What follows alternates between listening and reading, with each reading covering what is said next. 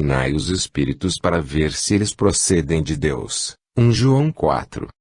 Mas foi a partir da metade do século XIX que começou a ocorrer aquela formidável eclosão de mediunidade sobre a Terra, suscitando fenômenos os mais impressionantes.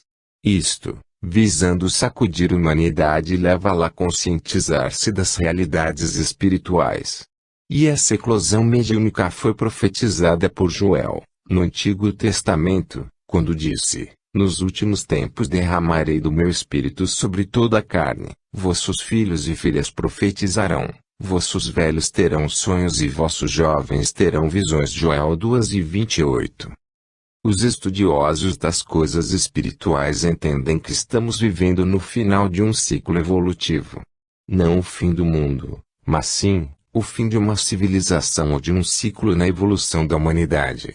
E nesse processo de transição do ser humano para um nível mais elevado, a mediunidade desempenha um papel fundamental, porque permite à humanidade receber orientações, informações e esclarecimentos procedentes de fontes mais altas. É verdade que a mediunidade também é usada para o mal. É como tudo na vida, que pode ser usado para o bem e para o mal. Isto ocorre para que o ser humano possa ter todas as opções e poder escolher livremente os seus caminhos. E lembramos que para essa escolha de caminhos temos o bom senso, a razão e uma luz interior chamada consciência. Todo ser humano possui um grau maior ou menor de mediunidade, ou seja, a capacidade de conectar-se de alguma forma com a dimensão espiritual. Todos ouvem em suas mentes sugestões de espíritos, acreditando que tais ou quais pensamentos nasceram deles próprios. Isso ocorre quando há afinidades de ideias, ideais, emoções, etc. Por exemplo, quando alguém está planejando efetuar roubo, a natureza dos seus pensamentos atrai espíritos que têm as mesmas inclinações. Estes então passam a orientá-lo, falando junto a seus ouvidos, sugerindo-lhe ações, atitudes, meios, etc., que o ajudarão a executar seus planos. Quando alguém cheio de ódio deseja vingar-se, a natureza das suas emoções atrai espíritos vingativos que irão orientá-lo e ajudá-lo a realizar sua vingança. Por outro lado, quando alguém pretende realizar alguma boa ação, terá como conselheiros espíritos do bem. Assim, as pessoas, mesmo sem ouvir o que os espíritos dizem, recebem tais ideias em suas mentes como se fossem seus próprios pensamentos, isto quando há sintonia entre ambos. Também quando sem nenhum motivo sentimos medo, irritação, etc., isto pode significar a presença de algum espírito perturbador ou que não gosta de nós. Nesses momentos importa orar, ou então desenvolver sentimentos de paz e de amor, para gerar barreiras vibratórias entre nós e o espírito que nos pretende perturbar. Ponto e vírgula. Ou quando, de repente, também sem qualquer motivo, sentimos felicidade, um bem-estar, uma alegria inexplicável, é porque algum mentor de elevada condição, ou um espírito muito amado veio nos ver, nos abraçou, ou fez uma prece por nós. Então sentimos essa vibração maravilhosa, diferente da nossa habitual. Os espíritos informam que os projetos mais abrangentes aqui na Terra têm sua gênese no mundo espiritual e muitas vezes são programados mesmo antes das reencarnações daqueles que irão pô-los em prática, assessorados sempre pelos espíritos responsáveis. Podemos chamar de médiuns ostensivos, os que possuem maior grau de mediunidade, como os videntes e audientes, que podem ver ou ouvir espíritos. Os de incorporação, que possibilitam a um espírito justapor-se a eles para que, utilizando-se de alguns dos seus recursos físicos, possam manifestar-se através da fala. Em muitos casos o espírito consegue utilizar de forma mais plena os recursos do médium, como acontece, por exemplo, nos casos de operações realizadas por espíritos. Vê capítulo 10, Zerigó. Há também os médiuns de efeitos físicos, que são bem mais raros. Esses fornecem ectoplasma para as materializações.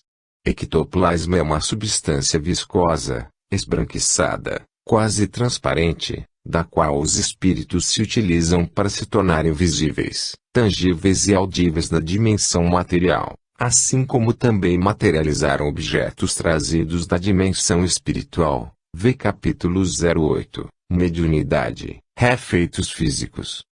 O médium, denominamos aqui de médiums apenas os ostensivos, possui responsabilidade maior do que uma pessoa comum, por causa da influência que pode exercer sobre outras pessoas e pela tarefa que aceitou cumprir durante sua reencarnação, visando, na maioria dos casos, resgatar erros cometidos por ele em passadas existências. E para cumprir a contento sua tarefa precisa viver de tal forma a possibilitar a necessária sintonia com seu mentor espiritual, e ao mesmo tempo proteger-se de influências de espíritos negativos. Para tanto, ele deve desenvolver amorosidade, paciência, ética, etc., consolar os que necessitam e dedicar-se sempre a fazer o bem, deve respeitar o próximo, a natureza, a vida em todas as suas expressões, a fim de que, sintonizado com seu mentor espiritual, possa receber a inspiração necessária para aconselhar e orientar quem esteja necessitando, convertendo-os em instrumento do bem e de luz para si próprio e para os que o rodeiam. Mas há aqueles, e são muitos, que utilizam a mediunidade para oferir lucros, para promover-se e o que é pior, para fazer o mal. Nos meios espíritas, que seguem a orientação kardecista, tem-se como ensinamento, dá de graça o que de graça recebeste, ou seja, jamais receber qualquer tipo de remuneração ou recompensa por atividades mediúnicas.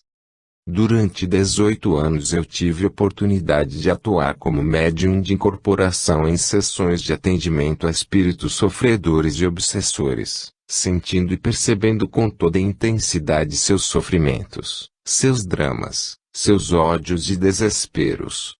A essas sessões eram levados com muita frequência espíritos de suicidas e suas presenças eram sempre de grande sofrimento, mas, em compensação, era maravilhoso poder sentir como a ajuda do grupo e aliviando seus padecimentos.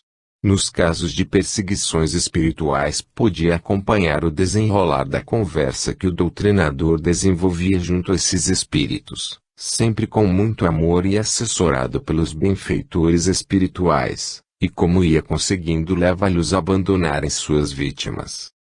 Esses eram momentos tão emocionantes, até divinos, que por eles valia a pena suportar todas as aflições das quais o médium se torna parceiro durante esse tipo de comunicações. Sentir o desespero e a dor superlativa de alguém, sua total falta de esperança e como pouco a pouco o alívio chegava pelas mãos dos benfeitores espirituais junto com as preces e vibrações amorosas dos presentes aos trabalhos é, como disse, simplesmente divino.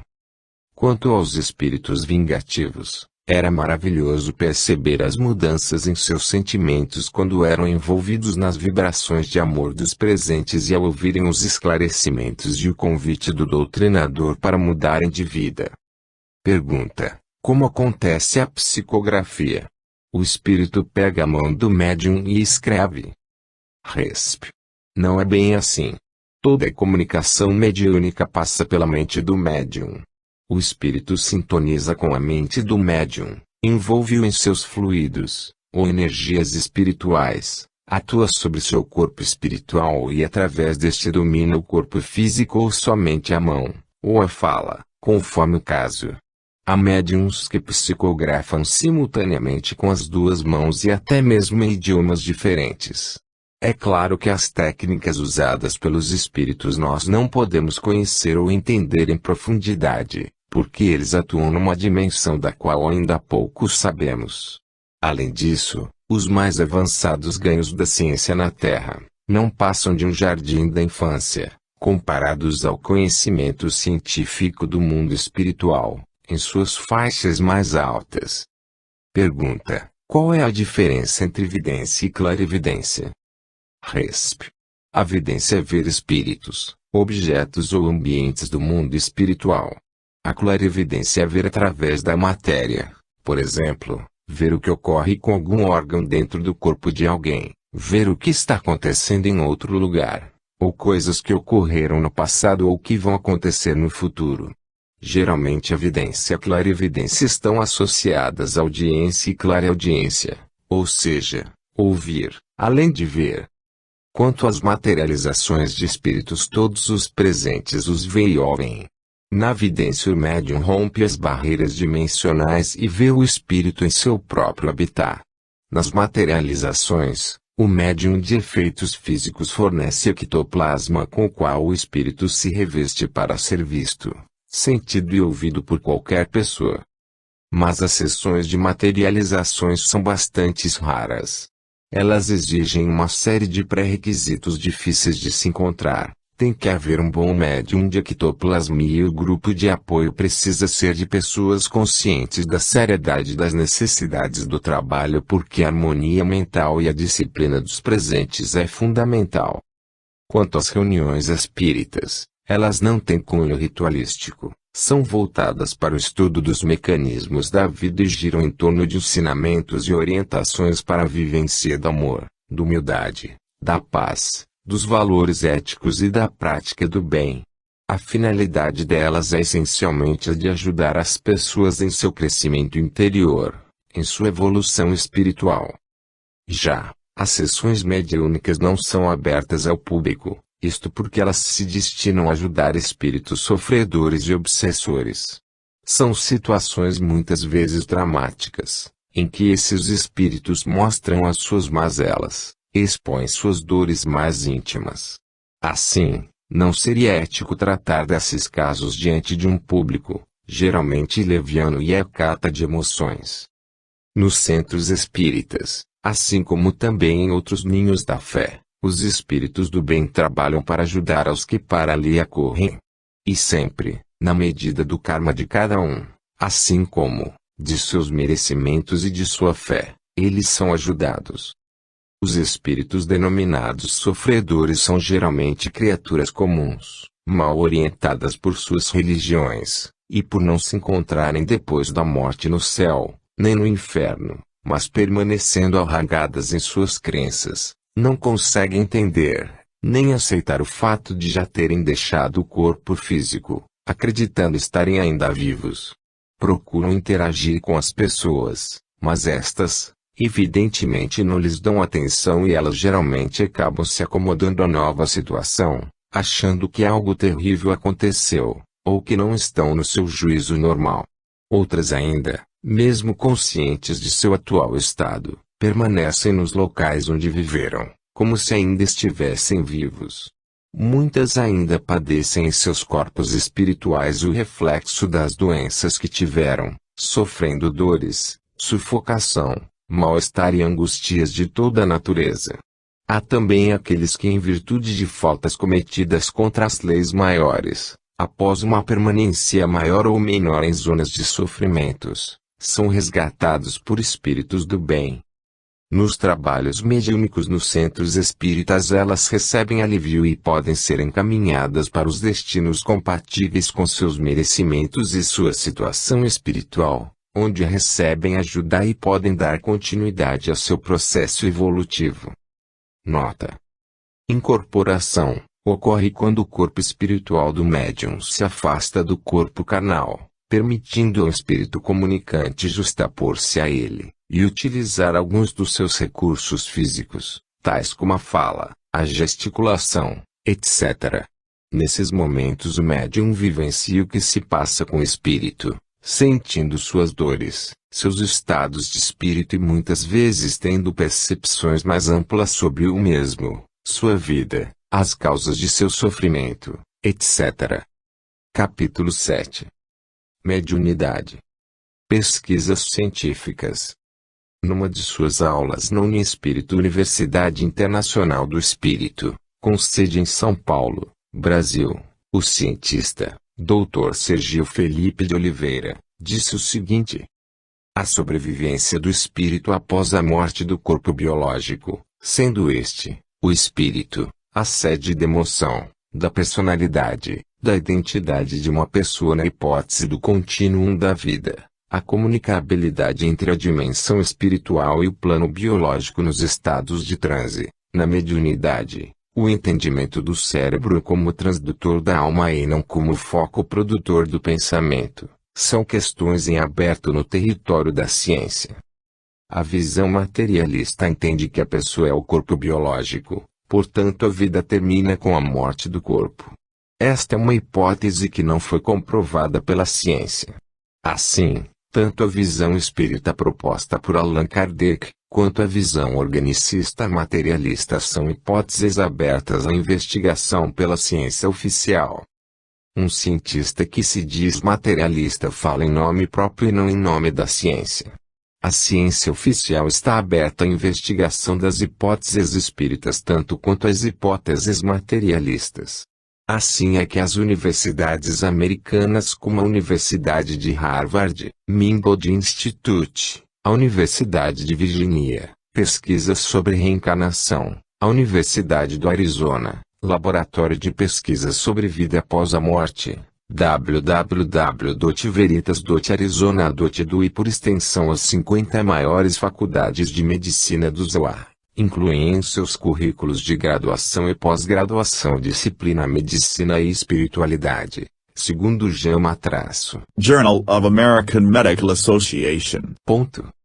O físico francês Patrick Druot, pesquisador do Instituto Monroe dos Estados Unidos, afirmou: não é possível dizer que a mediunidade não existe. A ciência sabe como o cérebro funciona quimicamente, mas ainda não sabe o que faz o cérebro funcionar nos casos mediúnicos. O pesquisador brasileiro Alexandre Moreira Medeco, autor do estudo sobre a atividade cerebral dos médiuns e diretor do Núcleo de Pesquisas em Espiritualidade e Saúde, da Universidade Federal de Juiz de Fora, Minas Gerais, Brasil. É editor do livro Exploring Frontiers of Time-Brain Relationship, Explorando as Fronteiras da Relação Mente-Cérebro, em tradução livre, pela reputada editora científica Springer. Moreira Almeida afirma que a alma, ou como prefere dizer, a personalidade ou a mente, está intimamente ligada ao cérebro, mas pode ser algo além dele. Para ele, pesquisas sobre experiências espirituais, como a mediunidade, são importantes para entendermos a mente e testarmos a hipótese materialista de que a personalidade seja um simples produto do cérebro. Lembra também que Galileu e Darwin só puderam revolucionar a ciência porque passaram a analisar fenômenos que antes não eram considerados e afirma: o materialismo é uma hipótese, não é um fato cientificamente comprovado, como muitos acreditam. Atividade cerebral dos médiuns. Há muitas pesquisas sobre mediunidade, desde as mais antigas até as mais modernas, utilizando inclusive tecnologia de ponta, como a descrita pela jornalista Denise Paraná, doutora em Ciências Humanas e com pós-doutorado pela Universidade de Cambridge, Inglaterra, que acompanhou um experimento científico e publicou todas as etapas e as conclusões a que chegaram os cientistas. Esse estudo foi feito no mês de julho de 2008. 10 médiuns brasileiros, durante 10 dias, se colocaram à disposição de uma equipe de cientistas do Brasil e do ZOA, que usaram as mais modernas técnicas científicas para estudar seus cérebros.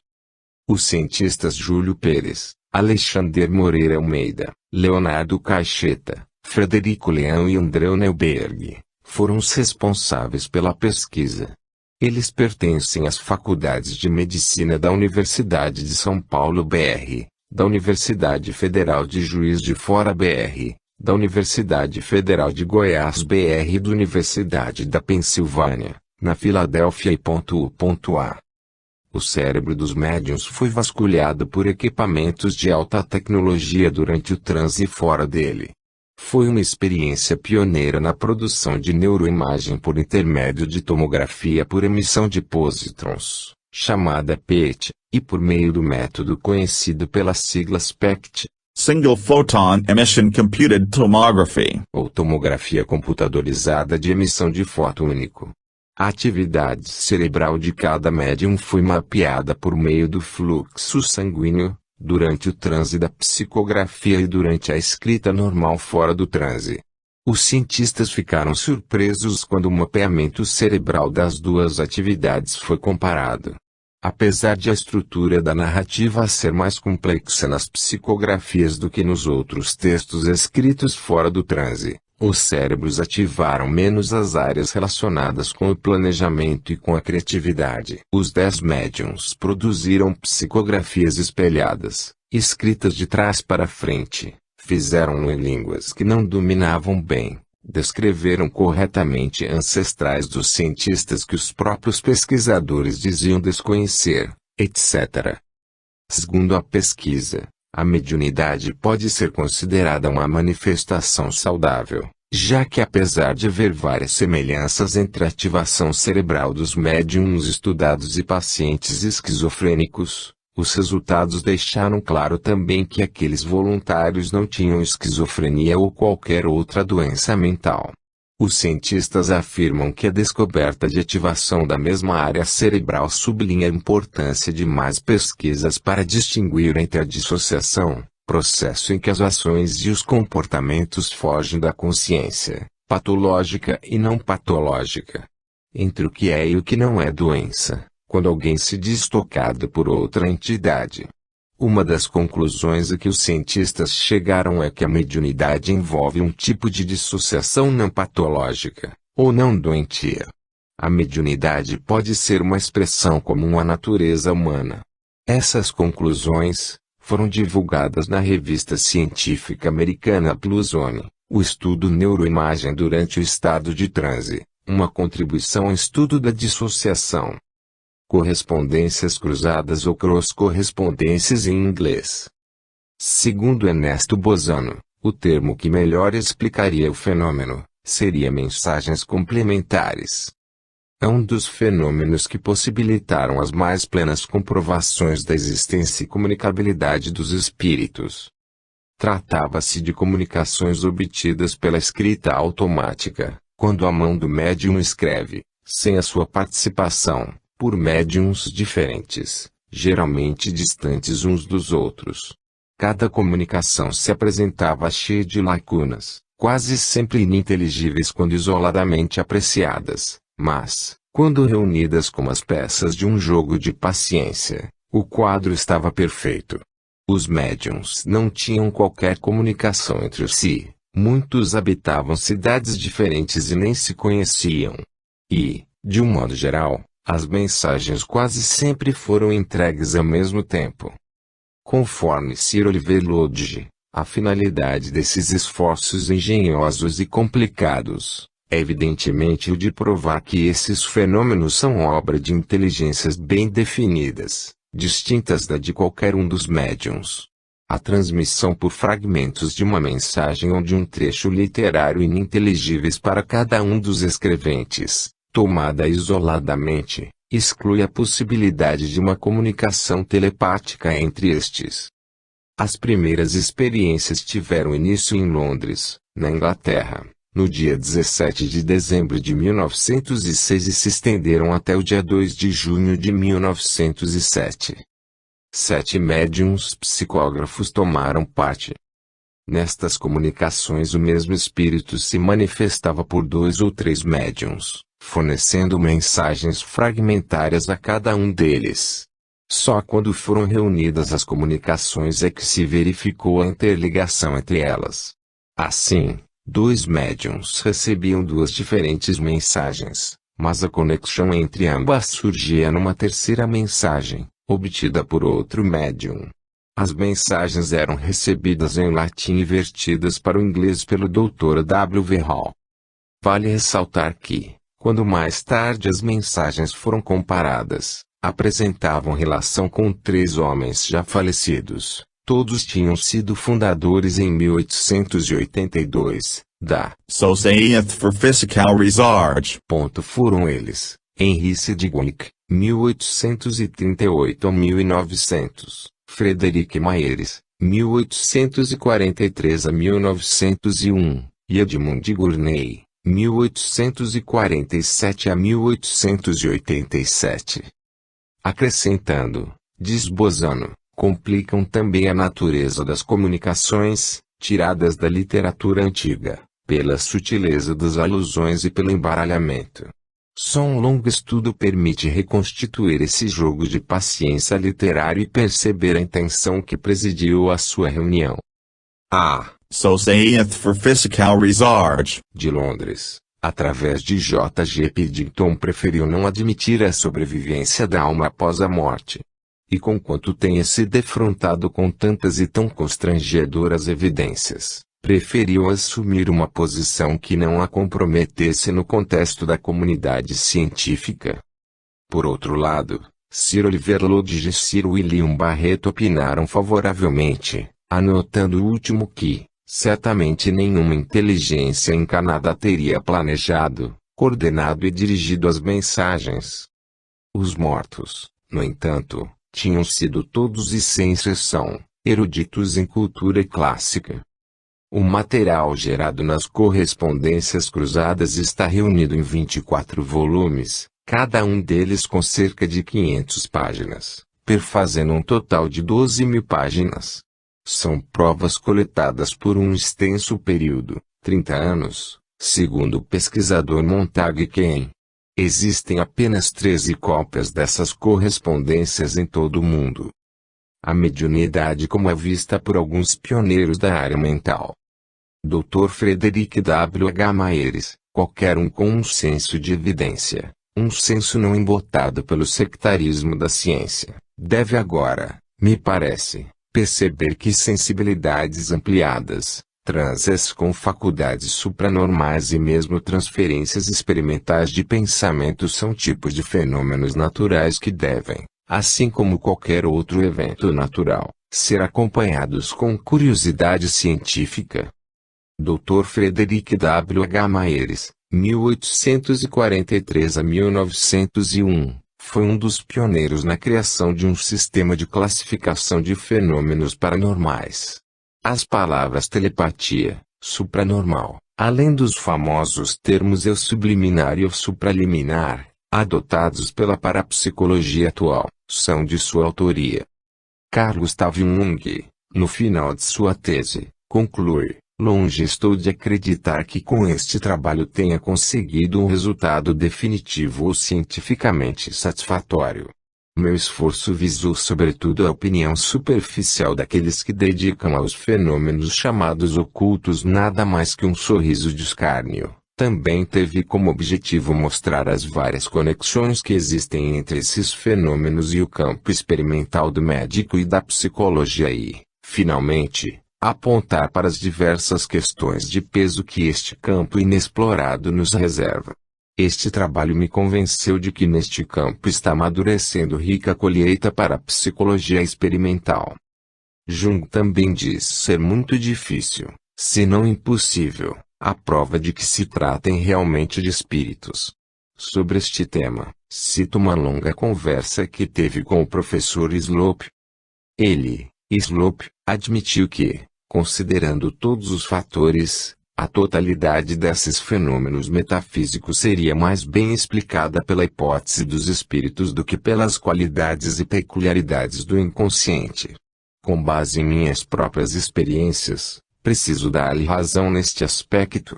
Em cada caso particular, preciso ser cético, mas, no geral, devo conceder que a hipótese dos espíritos traz melhores resultados na prática do que outra qualquer.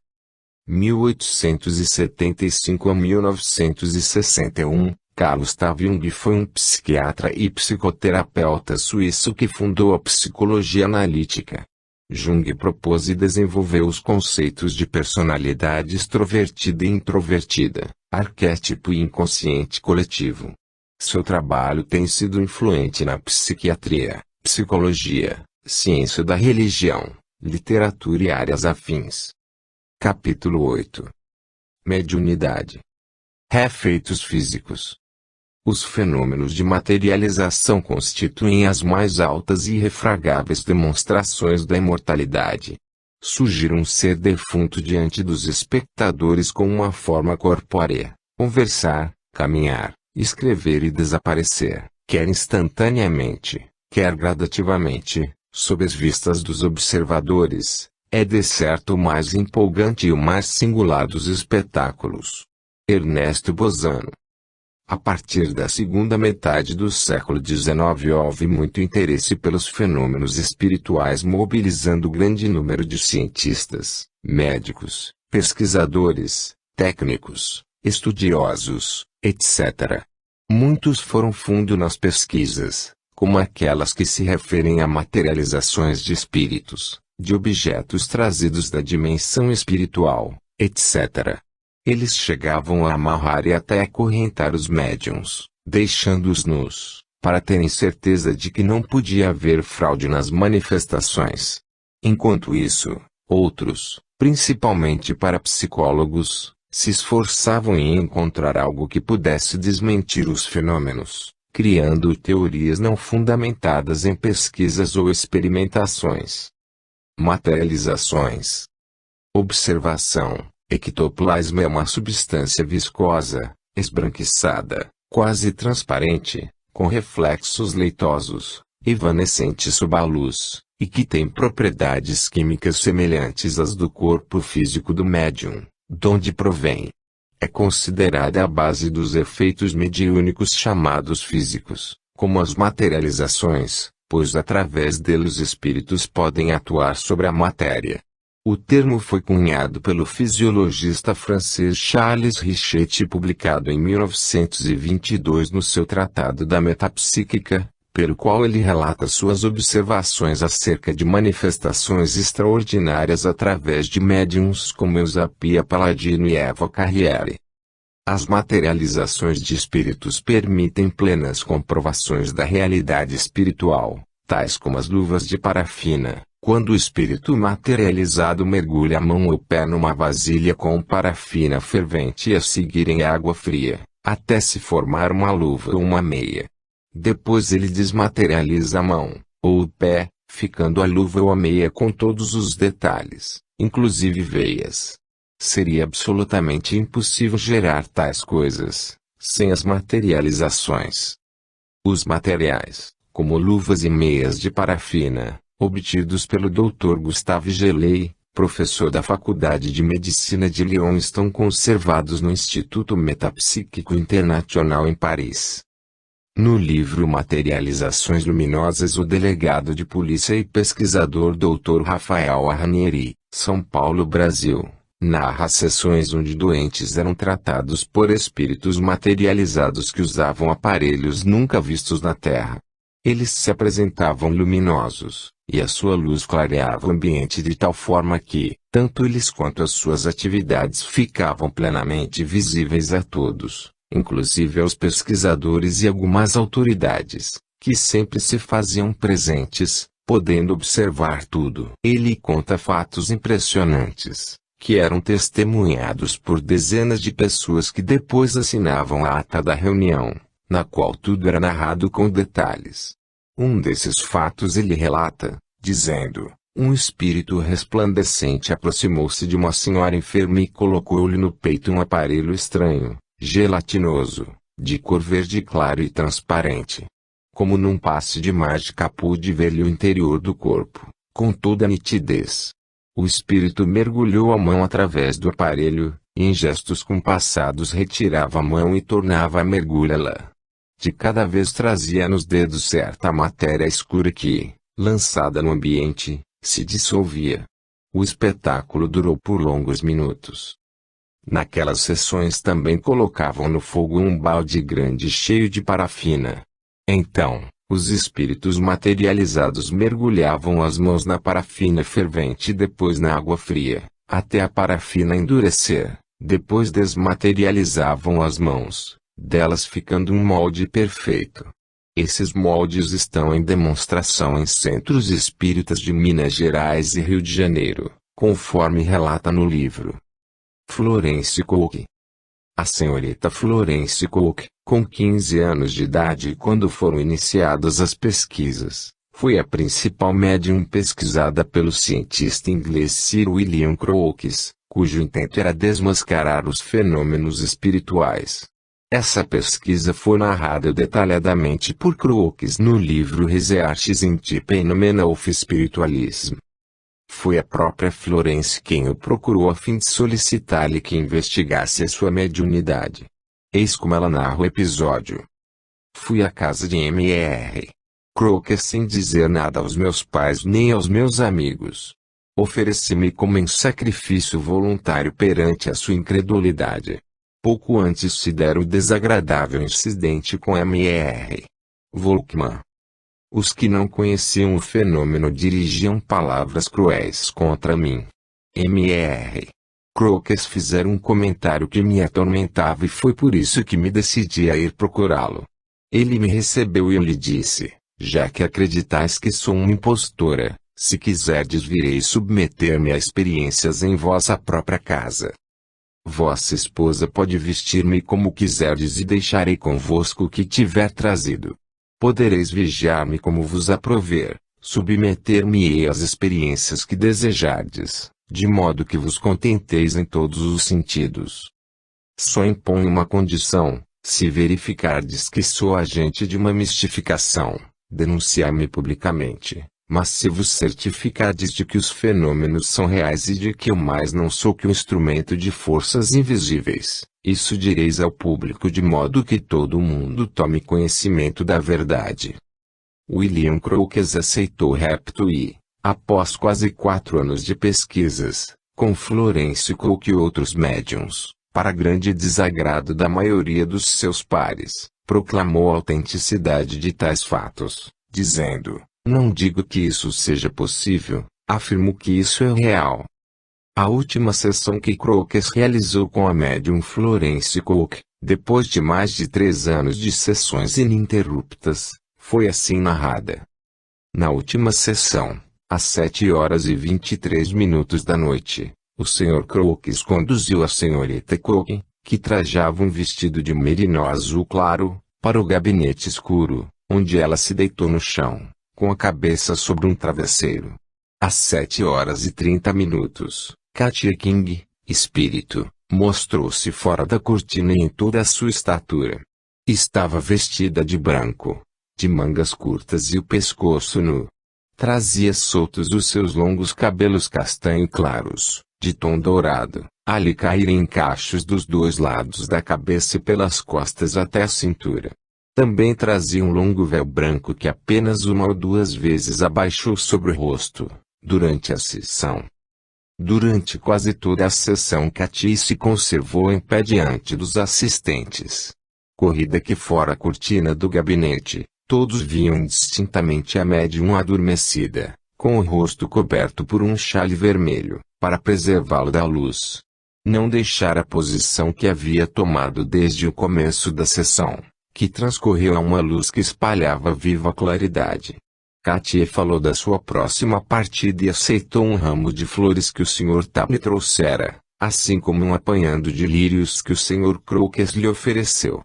Pediu ao Sr. Tapp que desmanchasse o ramo e colocasse diante dela as flores, no chão. Sentou-se, então, à moda turca e pediu que todos fizessem o mesmo, ao seu derredor. Distribuiu as flores, fazendo com algumas um raminho, que atou com uma fita azul. Escreveu cartas de adeus a alguns de seus amigos, pondo-lhes assinatura, Aniel e Morgan, dizendo que fora este o seu verdadeiro nome na vida terrena. Escreveu também uma carta à sua médium e escolheu um botão de rosa para lhe ser entregue como presente de despedida. Pegou uma tesoura, cortou uma mecha de seus cabelos e ofereceu certa porção destes a cada um. Enfiou depois o braço no do Sr. Crookes e deu volta à sala apertando a mão de todos, um por um. Sentou-se de novo, cortou vários pedaços do seu vestido e do seu véu, presenteando com eles os assistentes. Como fossem visíveis os grandes buracos que lhe ficaram nas vestes e estando ela sentada entre o Sr. Crookes e o Sr. Tapp, alguém lhe perguntou se poderia reparar aqueles estragos, como já o fizera em outras ocasiões. Ela então expôs à luz a parte cortada, bateu em cima com uma das mãos e imediatamente aquela parte do vestido se tornou tão perfeita como era antes. Os que lhe estavam próximos examinaram e tocaram, com sua permissão, a fazenda e afirmando que não mais havia nem buraco, nem costura, nem a posição de qualquer remendo onde um momento antes tinham visto rasgões do diâmetro de muitas polegadas. Parecendo então fatigada, Katy dizia com tristeza que precisava ir-se embora, que a sua força decaía. Reiterou muito afetuosamente seu adeus a todos e todos lhe agradeceram as maravilhosas manifestações que lhes havia proporcionado. Dirigindo a seus amigos um último olhar, grave e pensativo, desceu a cortina e tornou-se invisível. Ouviram-na despertar a médium, que lhe pediu, banhada em lágrimas, que se demorasse mais um pouco. Katy, porém, lhe respondeu, minha querida, não posso. Está cumprida a minha missão. Deus te abençoe. E todos ouviram o som do seu beijo de despedida na médium. Logo depois, a senhorita Cook vinha ter com os presentes, inteiramente esgotada e profundamente consternada. Vê-se assim quanto a moça, rebelde a princípio, se afeiçoara à sua amiga invisível. Katy dissera que dali em diante não mais poderia falar nem mostrar-se, que, realizando, por 3 anos, aquelas manifestações físicas, passara a vida bem penosa, para expiar suas faltas, que decidira elevar-se a um grau mais alto da vida espiritual, que só a longos intervalos poderia corresponder-se por escrito com a sua médium, mas que esta poderia vê-la sempre, por meio da lucidez magnética. Observação: essas sessões eram realizadas na residência do próprio Crocus, com todas as garantias contra possíveis fraudes e sempre assistidas por várias pessoas, inclusive cientistas e pesquisadores. A médium ficava num gabinete separado da sala apenas por uma cortina e não tinha passagens para outras partes da casa. Sir William Crocus, alguns apontamentos. Um médium, circulando em minha sala de jantar, não podia, estando eu sentado em outra parte da sala, com várias pessoas que observávamos atentamente, fazer tocar, por fraude, uma harmônica, que eu segurava em minha mão, com as teclas para baixo, ou fazer-o flutuar essa mesma harmônica aqui e ali na sala, enquanto ela tocava durante todo o tempo. Não podia trazer consigo um aparelho para agitar as cortinas das janelas, ou elevar as venezianas até 8 pés de altura, dar nó em um lenço e colocá-lo em um canto distante da sala, vibrar notas, à distância, em um piano, projetar uma porta-cartas através do aposento, levantar uma garrafa e um cálice acima da mesa, fazer mover um leque e abanar os assistentes, ou ainda pôr em movimento um pêndulo encerrado em uma vitrina, solidamente presa à parede. Pequena mão de muito bela forma elevou-se de uma mesa da sala de jantar e deu-me uma flor, apareceu e depois desapareceu 3 vezes, o que me convenceu de que essa aparição era tão real quanto a minha própria mão. Isto se passou à luz, em minha própria sala, estando os pés e as mãos do médium seguros por mim, durante esse tempo. Em outra ocasião, uma pequena mão e um pequeno braço, iguais aos de uma criança, apareceram agitando-se sobre uma senhora que estava sentada perto de mim. Depois, a aparição veio a mim, bateu-me no braço, e puxou várias vezes o meu paletó. Outra vez, um indicador e um polegar foram vistos arrancando as pétalas de uma flor que estava na botoeira do senhor homem, depositando-as diante de várias pessoas, sentadas perto dele. Vi mais de uma vez, primeiro, um objeto mover-se, depois uma nuvem luminosa que parecia formar-se ao redor dele, e, enfim, a nuvem condensar-se, tomar forma e transformar-se em mão, perfeitamente acabada. Nesse momento, todas as pessoas presentes podiam ver essa mão. Nem sempre ela é uma simples forma, pois algumas vezes parece perfeitamente animada e graciosa. Os dedos movem-se e a carne parece ser tão humana quanto a de qualquer das pessoas presentes. No punho e nos braços torna-se vaporosa e perde-se em uma nuvem luminosa. Observação: os espíritos podem materializar apenas partes do corpo, membros, dedos, etc. para suas manifestações. Não foi sem motivos que o médico fisiologista francês Dr. Charles Richet, descobridor da soroterapia e da anafilaxia, Prêmio Nobel de Fisiologia ou Medicina, 1913, disse: as experiências de Crookes são de granito e nenhuma crítica prevalece contra elas. Aconselho a lerem com cuidado os relatos de Crookes e hão de se convencer da realidade dos fatos, a menos que se resignem a tratar Crookes de imbecil, o que seria uma imbecilidade. Ernesto Bozano narra experiências realizadas com a médium Florence Cook. Bozano foi professor de filosofia da ciência na Universidade de Turim, etc. Sendo Florence uma jovenzinha de 15 anos, seria incapaz de organizar e levar a bom termo tão colossal embuste, sob a meticulosa observação de jornalistas, escritores e cientistas de primeira ordem. Tomaram-se todas as medidas, sempre com sua quiescência, para impedir qualquer fraude. Procedeu-se em relação a ela como se teria feito com o mais hábil dos prestidigitadores. Imobilizam-se suas mãos por meio de cordas, cujos nós e laçadas são costurados e selados, com uma correia cinge-se sua cintura e fica sujeita às maiores precauções. As extremidades se fixam no solo mediante uma argola de ferro. Outras vezes passavam-lhe uma corrente elétrica pelo corpo de modo que um galvanômetro indicasse os seus menores movimentos. Entretanto, a aparição, o espírito materializado, se mostrava completamente liberta, vestida com véus dispostos com arte que desapareciam ao mesmo tempo em que o fantasma se dissipava.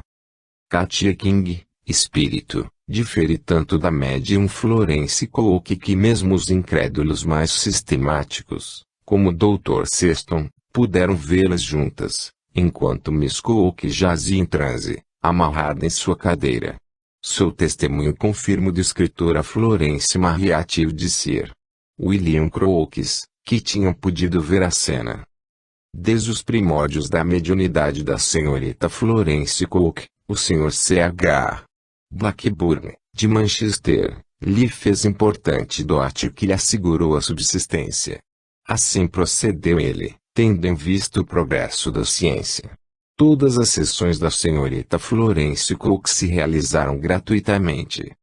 Em 7 de maio, de 1873, ao começar a sessão, na qual pretendiam fotografar Katia King, espírito que se materializava, tomaram-se as seguintes precauções: a senhora Corner e sua filha acompanharam a senhorita Cook ao seu quarto, onde lhe pediram que se despisse, a fim de serem examinadas suas roupas.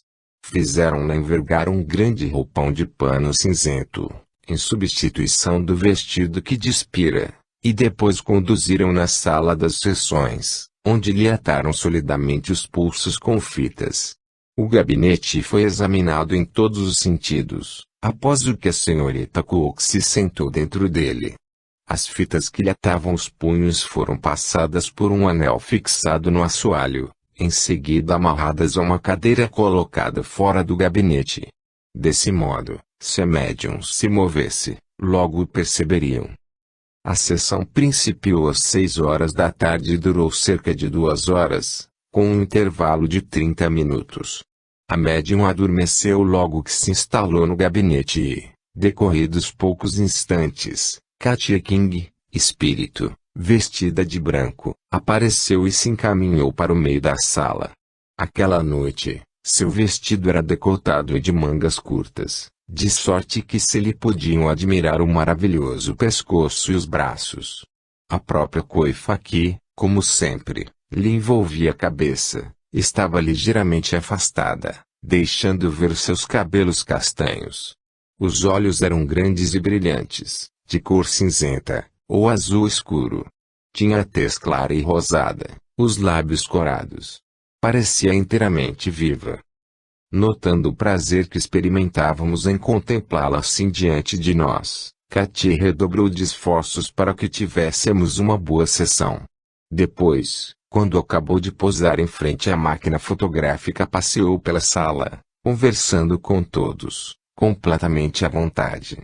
Apoiou-se ao ombro do Sr. Luxmore, enquanto a fotografavam. Chegou mesmo, uma vez, a segurar a lâmpada, para melhor iluminar o seu rosto. Consentiu que o Sr. Luxmore e a Sra. Cornell passassem as mãos pelo corpo, para se certificarem de que trazia apenas um vestido. Depois, divertiu-se em apoquentar o Sr. Luxmore, dando-lhe tapas, puxando-lhe os cabelos e tomando-lhe os óculos para com eles mirar os que estavam na sala. As fotografias foram tiradas à luz de magnésio. A iluminação permanente era dada por uma vela e uma lâmpada pequena. Retirada a chapa para a revelação, Katia deu alguns passos, acompanhando o Sr. Harrison, a fim de assistir a essa operação. Outro fato curioso também se deu essa noite. Estando Katia a repousar diante do gabinete, à espera de se colocar em posição para ser fotografada, todos viram aparecer por sobre a cortina um grande braço de homem, nu até a espada e agitar os dedos. Katia voltou-se e repreendeu o intruso, dizendo que era muito mal feito vir outro espírito perturbar tudo, quando ela se preparava para lhe tirarem o retrato, e ordenou-lhe que sem demora se retirasse. Pergunta: por que nas materializações os espíritos se apresentam envoltos em algo parecido com tecido branco, aparecendo geralmente apenas as mãos e o rosto? Resp. Pela informação que temos, isto ocorre porque, para materializar todo o corpo do espírito e as roupas que está usando, seria necessária grande quantidade de ectoplasma. Pergunta: por que essas sessões são feitas com tão pouca luz? Resp. O ectoplasma é uma substância evanescente sob a luz. Se, por exemplo, durante uma materialização alguém acendesse a luz, poderia causar com isso sérios prejuízos ao organismo do médium, de onde esse material provém. Escrita direta ou pneumatografia. É a escrita produzida diretamente pelos espíritos. Difere da psicografia porque esta é a transmissão do pensamento do espírito pela mão do médium. Ernesto Bozano. O primeiro fato que citarei, produziu-se, é certo, em uma sessão às escuras, mas o seu resultado não foi menos satisfatório. Eu estava sentado perto da médium, a Sra. Fox, não havia outras pessoas presentes, além de minha mulher e uma senhora nossa parenta. E eu segurava as mãos da médium com uma das minhas, enquanto que seus pés estavam sobre os meus. Diante de nós, sobre a mesa, havia papel, e a minha mão livre segurava o lápis. Mão luminosa desceu do teto da sala e, depois de ter pairado perto de mim durante alguns segundos, tomou meu lápis, escreveu rapidamente numa folha de papel, abandonou o lápis e, em seguida, elevou-se acima das nossas cabeças, perdendo-se pouco a pouco na escuridão. Barão de Gudenstubé. Foi um grande pesquisador da alma e que teve também as suas obras queimadas na Espanha pela Santa Inquisição no dia 9 de outubro de 1861 no conhecido Alto de Fé em Barcelona. De origem sueca, pertencia à antiga família escandinava, denomeada histórica, tendo dois dos seus antepassados do mesmo nome sido queimados vivos, em 1309, na companhia de Jacques de Molay, por ordem do Papa Clemente IV. O barão passava uma vida retirada. Sua memória é afetuosamente respeitada por sua conduta nobre, urbana e benévola e por seus numerosos atos de modesta caridade. Dedicou-se mais às experiências da escrita direta na França, onde obteve em 13 de agosto de 1856, o primeiro sucesso nessa modalidade de comunicação dos espíritos. Durante 13 anos de pesquisas, Gudenstubé reuniu mais de 2.000 provas de escrita direta. Colocava uma folha de papel em branco dentro de um cofre, que fechavam. As testemunhas permaneciam na sala para não permitir fraudes e, ao abrirem o cofre, no papel havia escritos, desenhos, etc. Escreveu o livro intitulado La Réalité des Spirites et de leurs Manifestations, a realidade dos espíritos e de suas manifestações, 1857. E também a obra Penseis do Altritombe, 1858. Logrando êxito, Gudenstube passou a obter seus escritos pneumatográficos a qualquer lugar e hora, a céu aberto, em cima de uma lápide, local que ele especialmente gostava. Entre os lugares onde os experimentos foram improvisados com sucesso estão o Louvre, o Museu de Versailles, a Catedral de Saint-Denis, a Abadia de Westminster, o Museu Britânico, os cemitérios de Montparnasse, Montmartre e Père-Lachaise, Bois de Boulogne e várias igrejas e ruínas antigas na França, Alemanha, Áustria e Inglaterra. Gudenstube era rico, sua independência e a consideração que desfrutava no alto mundo afastam incontestavelmente qualquer suspeita de fraude voluntária, pois nenhum motivo interesseiro, mercantilista, poderia movê-lo. Poder-se-ia admitir a sua própria ilusão, mas a isso responde decisivamente um fato: a obtenção do mesmo fenômeno por outras pessoas que se cercaram de todas as precauções necessárias para evitar qualquer trapaça ou motivo de engano. A lista de testemunhas, que assistiram os experimentos do barão, inclui os nomes de H. Delamarre, editor de O Patre, H. Choiselat, editor de Univers, Sr. Dallouen, M. Lacordaire, irmão do grande orador, N. de Bonochose, historiador, M. Kjörboy, um bem conhecido pintor sueco, o barão von Rosenberg, embaixador alemão na corte de Württemberg, príncipe Leonid Galitzin e dois outros representantes da nobreza de Moscou, e o rei William Montford, que contribuiu com seu testemunho pessoal T. Spiritualistes de 21 de dezembro de 1877. Esses fenômenos, disse Gudenstube, estão agora firmados sobre a base sólida dos fatos, permitindo que de hora em diante consideremos a imortalidade da alma como um fato científico, e o espiritismo como uma ponte lançada entre este mundo e o invisível. Capítulo 9. Mediunidade. Experimento de escolha. Se escolha experimente, scientific evidence for life after death, é considerado como a mais importante investigação científica de evidências de vida após a morte. O grupo havia se formado no início de 1993 e operado de forma completamente independente do movimento espiritualista ou de qualquer outra organização. Eles eram não religiosos e não sectários. Seu trabalho foi destinado a ser universal e abraçar pessoas de todas as esferas da vida, independentemente das suas crenças. Eles se reuniam em sessões experimentais 2 vezes por semana para o desenvolvimento de fenômenos paranormais físicos tangíveis e objetivos no porão de uma casa no vilarejo de Scully, região de Norfolk, Inglaterra, que se transformara em uma sala de ciência experimental. Os experimentos realizados foram muitas vezes acompanhados por equipes de membros da Society for Physical Research, SPR, de Londres, e renderam um extenso relatório feito pelos cientistas que acompanharam tais experimentos, comprovando a veracidade dos mesmos.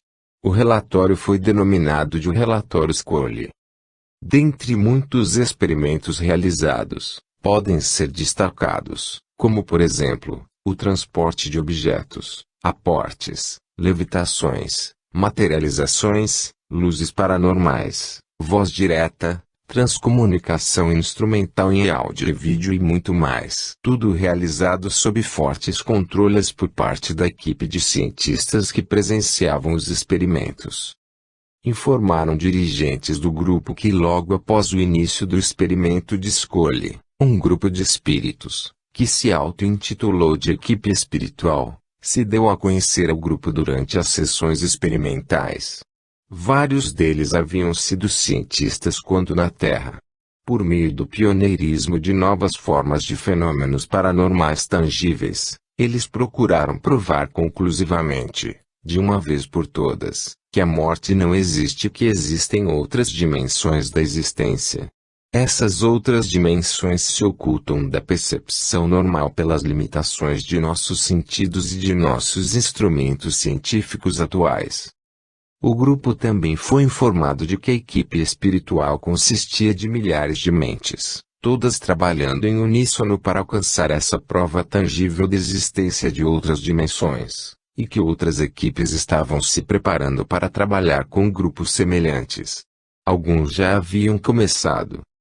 Houve muitas imagens produzidas em filmes, muitas delas obtidas durante um período de luz total, inclusive retratando rostos animados.